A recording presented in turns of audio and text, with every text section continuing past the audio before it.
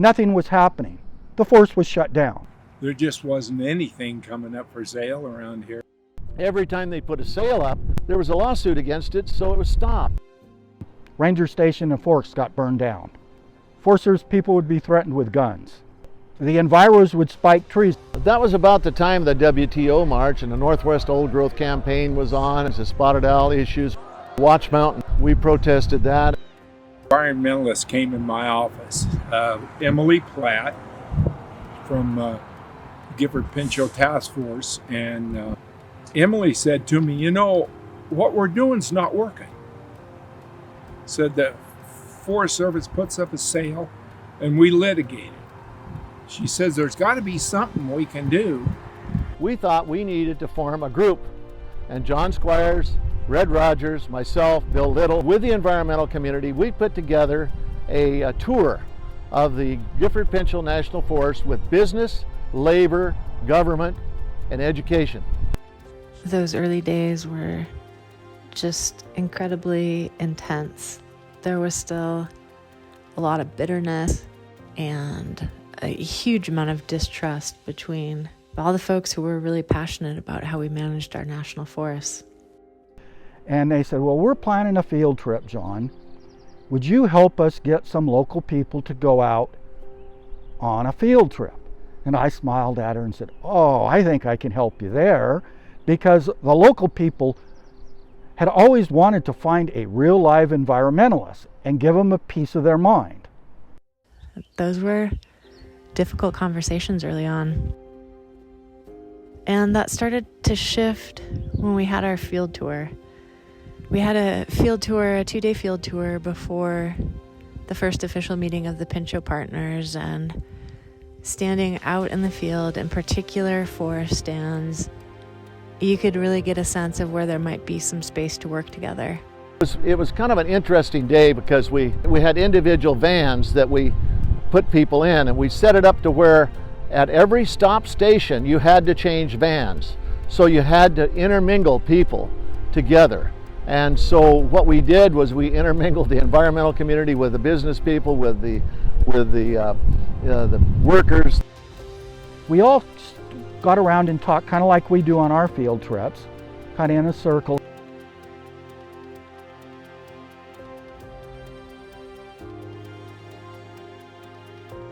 And we were like, we kind of got a lot in common. Do we want to get together and think about, you know, should we form a collaborative organization? And we did want to. Out of our own pockets, we hired a pretty well-known facilitator to come and write the ground rules when we got together at Mary Lurchin's place in Packwood and sit down and had a 2-day retreat there. And so that first meeting where we set up the Pinchot Partners, you know, the main thing I remember about that is just being so hopeful. That's kind of how it formed, and then it's been real fluid. There's been people come and go, but I don't know, I guess I'm just bullheaded. I just stayed with it. John is too, and so is Bob.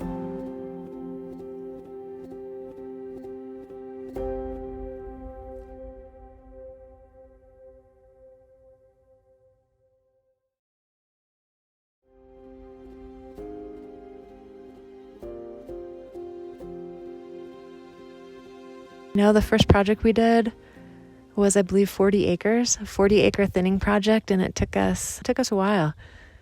And so to spend just all this kind of intensive negotiating time to get a 40-acre thinning project done, it was a lot. But that, of course, led to doing thousands of acres of thinning in LSRs and, you know, more controversial stuff down the road.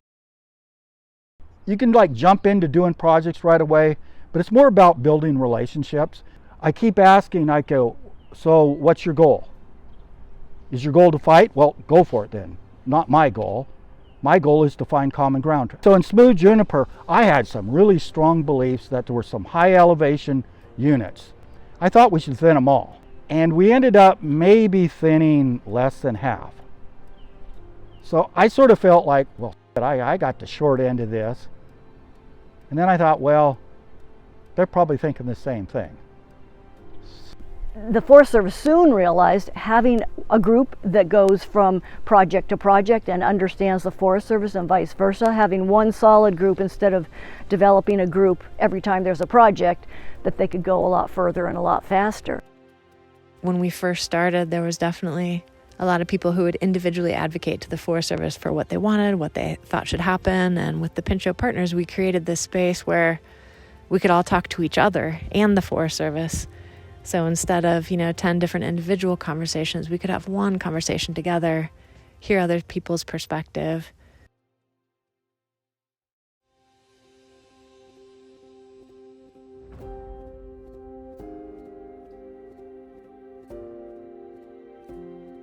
During that time period that I was the coordinator, the Pinchot Partners had this huge reputation that they were a well-established collaborative. They'd had successes, and it was very helpful for us to be near Olympia. The Pinchot Partners were very interested in politics and realized how important it was to have political people understand our process and perhaps to help fund with funding.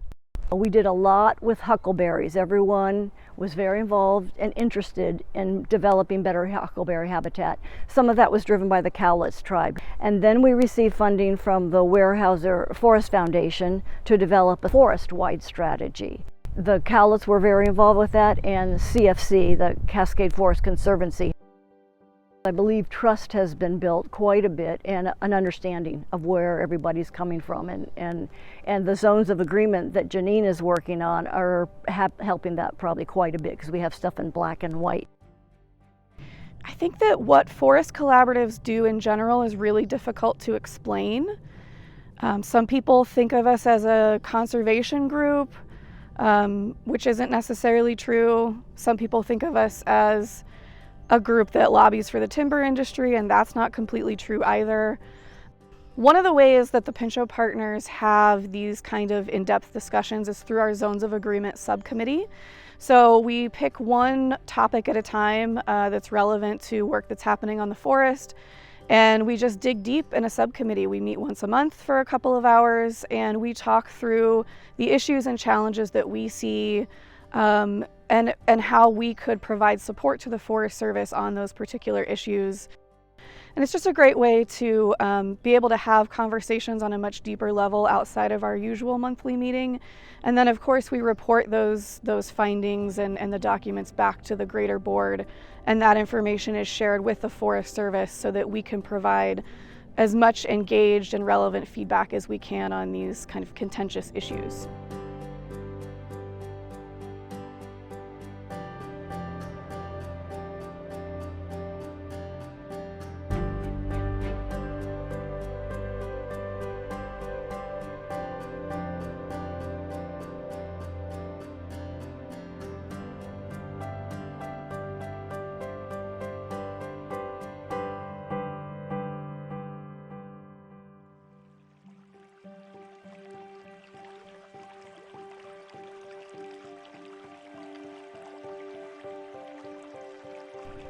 I dreamed someday that Packwood Elementary would open again. I dreamed someday that the streams and rivers of my youth that teemed with salmon would somehow have salmon again. I dreamed someday that well-paying family wage jobs will return to the valley. I tried to include a dream for everybody so that we would have common ground. That these are my aspirations. If they're yours, let's work together. We can restore that forest to its natural habitat and still be able to manage products off that forest and make good jobs. This is the Gifford Pinchot Industrial National Forest.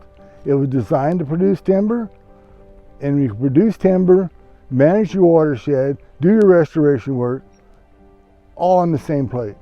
There's no reason that can't be done. Our vision for the Cowlitz Valley Ranger District is a region that is resilient to climate change, that's sustainably managed, and supports a thriving biota and aquatic ecosystems and the human communities in this area as well. One of the key things I think that could be improved and would be really nice to see is if more local folks were hired from the Forest Service, for the Forest Service, even those seasonal jobs. That would be a wonderful thing if they could expand and somehow give priority to local folks. My family has been supported by forests for as many generations as we can count. I'd like to see, with change in regulations and in good management, for the cut to be triple what it is today, which will provide more jobs and better management of this forest.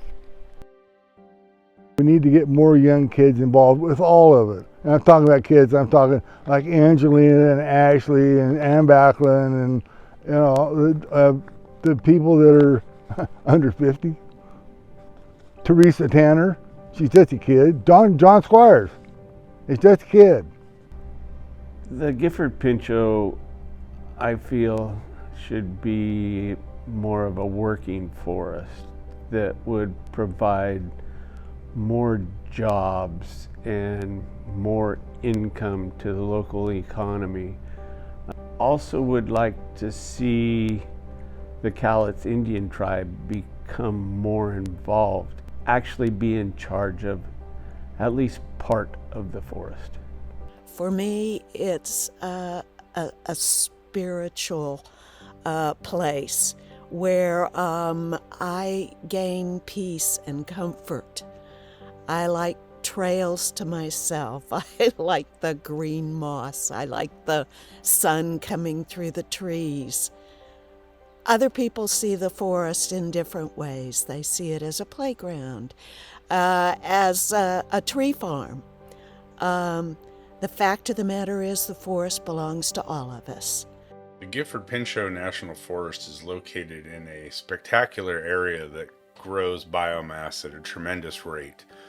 And this forest is a perfect place, an opportunity that we can have just about everything that society demands, is seeking from our forests, whether that's recreation, that's wood product outputs, you know, timber, things to build our homes out of, toilet paper, paper to write on, books to print on, or those little brown boxes that come to a lot of people's front porches. But that takes a lot of work, that takes a lot of agreement, and the Pinchot Partners are prime and in a place to help the Gifford Pinchot National Forest and their staff move forward in a positive, constructive way. Let's follow the science. Let's just, you know, do that. We don't want to overcut the National Forest, but we want to let the National Forest provide for us like it should be under the Northwest Forest Plan. So we got a ways to go, but we're going to stay with it as the Pinchot Partners, and we've got a great group of people, as I said earlier, now that understand that you know, you got to give and take. For the next 20 years, I think that we're on the right pathway, which is increased community and cooperation. And I believe that with the parties involved communicating with each other, the forest can be allowed to return to a more natural state, and perhaps we can even restore some of the mistakes we've made in the past, where the forest was turned into almost an industrial agricultural tree farm instead of a diverse natural environment. We're a bunch of people who have opinions about how the forest should be managed. We talk them over, we come to agreement, and we talk to the Forest Service. Every person in that whole organization is just unbelievable. How much they care, how well we work together. It's called collaboration. I think it goes right back to the Pinchot Partners working on common ground, and that's important to me. I think it's really important that if you're interested, come to a meeting, come see what we do. That's really the best way to get a good idea of the different conversations that we have, the topics that we address, and how we work with our partners at the Forest Service, with the Department of Natural Resources, and how we bring together this unique collection of voices. Come to the meetings. We're all passionate about this place, this special place in the Gifford Pinchot, and we want to protect it for years to come. We want to manage it actively and do that in a way that can be done in future. What I'd like to see is a forest that's resilient. I want to see a natural resource-based economy that can support the good people that live in these communities. And for us at Hampton Lumber, that's being done through timber harvest. So we want to see economical sales that happen, that are sustainable, that can happen in perpetuity on that forest. And that's what we're really after in the next 20 years, is sustaining a forest that can not only produce timber, but produce a love for and stewardship of the forest itself. I think we have such a unique group of people, obviously, who come from different perspectives, different experiences, different backgrounds. And I love that we can all sit at the same table, sit at the same room, and have really difficult conversations and still come out friends at the end. We really are able to dive deep on these issues and focus on the issues and how to move forward on those instead of attacking each other as individuals. And I think that's really unique. And I think it's partly because we have been around for so long and we've built that trust together as a group of people who are committed to moving forward.